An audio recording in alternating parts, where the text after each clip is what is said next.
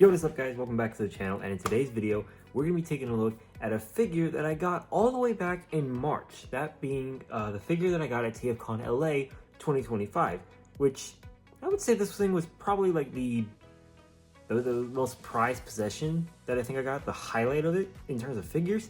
That being the ThreeZero Optimus Primal, my first ever ThreeZero official figure. I did originally have an MDLX Optimus, but I mean, this is the first like DLX, so it's an amazing figure regardless, and I cannot wait to show you guys this. So without further ado, let's not waste any time, get straight into this review.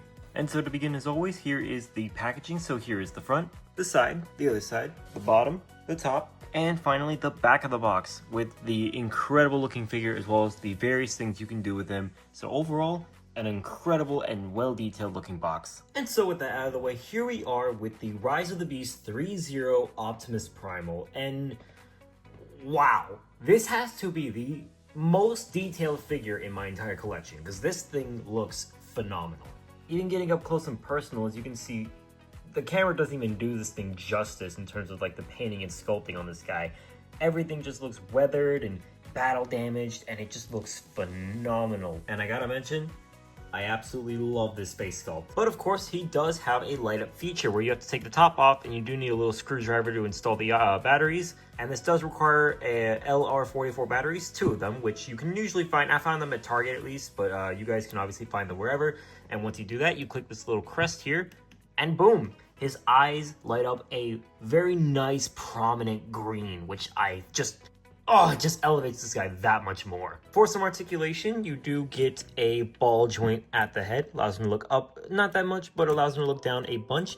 He does have this second joint here, so I guess you could make him look up a little bit more. I did recently discover this, but you do have a butterfly joint here, and technically he has a second joint here, although I would not recommend using this as it just doesn't really feel that great. These shoulder pieces can flick up, which can allow the arm to move up and down, as well as move out to the side perfectly uncompromised. You have a very nice tight swivel at the elbow, a very nice double bend at the elbow.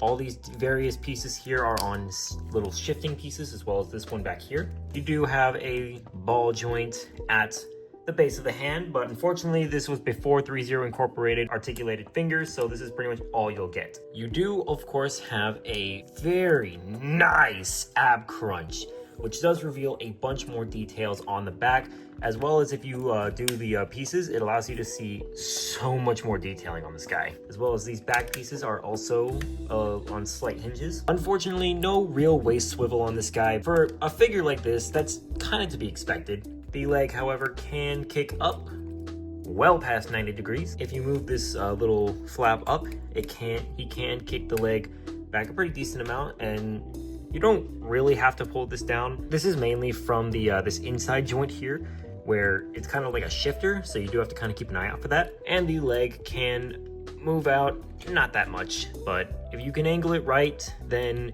you can get a little bit of motion out there. This piece here is on another one of those weird hinge ball joints. Surprisingly, no real swivel at the thigh, but you do get a very nice bend at the knee, which reveals a bunch more internal details. And then finally, you get a nice ankle tiltage, as well as moving up and down at the foot. Now, despite the slight limitations he does have in certain areas, that does not change the fact that for a high-priced figure, he does not disappoint with the articulation, and you can pull off a lot of fantastic poses for whatever way you wish. Now, for his accessories, we have a lot to talk about, as you'll see right now. So yeah, as you can see, he has a bunch, and I mean a bunch of accessories. To start off with, we're going to be beginning with his cybernetic swords, which from the Big Sword show, these look amazing. I love the silver detailing with the orange glow on the front. It just really makes this look incredible. And there are a few extra little attachments you can do with this.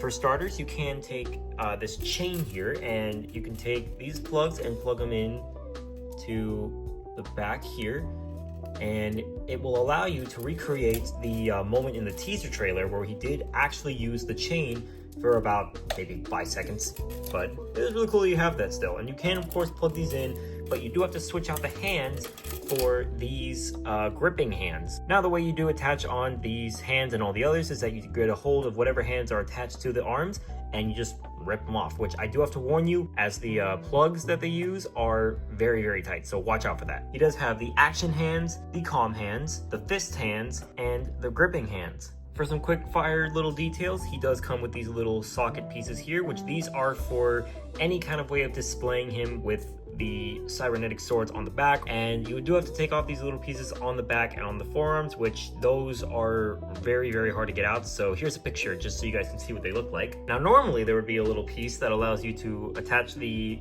swords together and have them hold it in like a dual wielding kind of way. Yeah, my piece broke, so definitely be careful when you are messing around with this. He does, of course, also come with some alternate faces here, being a more movie accurate and a show accurate face from Beast Wars and Rise of the Beasts. And the way you attach these is that you have to find a little piece on the side of Optimus Primal's mask or head or face, whatever. You gotta just line that up with your fingernail and just flick it out. And then to top it all off, we have this little display piece here, which, messing around with this, I'm not a huge fan of this, as I can never seem to get it to properly work, but it does have some articulation where if you fold this piece in and out, you can move this piece to adjust it, and you can of course take this little piece here. If you push it down, this will allow you to extend and allows you to kind of work with it, fiddle with it until you get it just right. So there you go. And so with all that out of the way, how does he scale? Well, I'll tell you right now, he is a big figure. To begin, as always, here he is next to the TF1 Optimus Prime and Megatron, the Beast mode of the Studio Series Rise of the Beast Optimus Prime, the Voyager class Primer Prime, and then to top it all off, here he is next to the Rise of the Beast Voyager class Optimus Prime and the Bone Movie concept art Leader class Megatron. So there you go. But what are my overall thoughts on this guy? Well, he has the detailing, the weathering, and the sculpt of Primal from the movie perfectly. He just captures the design of Optimus Primal perfectly. He is just incredible. His articulation, although a little limited, is fantastic. Like, I was really surprised when I saw this guy's articulation. Like, you can pretty much fit him anywhere and he will just work. Like, he's not an oversized figure in the sense of, like, well, he's not oversized. Like, he's a good scale. Like, and his accessories, amazing. Like, you can pull off so many dynamic poses, which is obviously the point of ThreeZero, which I absolutely love it so much. If I had to give a critique, I would say that the hands, trying to switch them out is a little annoying as they are really tight, but it does further mean that you can hold different poses really well, so not too much of a critique. But if I had to give this guy a ranking on a scale of 1 to 10, I think I'd give him a solid 8.5 out of 10. He is an incredible figure, and while he is more meant for display more than playability, I still think that he is an incredible figure. And if you ever want to get your hands on a ThreeZero Optimus Primal or just an Optimus Primal in general, and you have the funds, I would highly recommend you grab this ThreeZero Optimus Primal. But with that, guys, that marks the end of the video. Thank you all so much for watching. Let me know in the comment section down below, do you own any ThreeZero? And if you do, who do you own and who's your favorite? I would really love to know that. But with that, guys, I'll be sure to catch you all on the next one. Have a good day, have a good night. I'll catch you on the flip side till all are one. Be sure to like, follow, and subscribe. This is Optimus endorsing Thundermus Prime. It's prime time.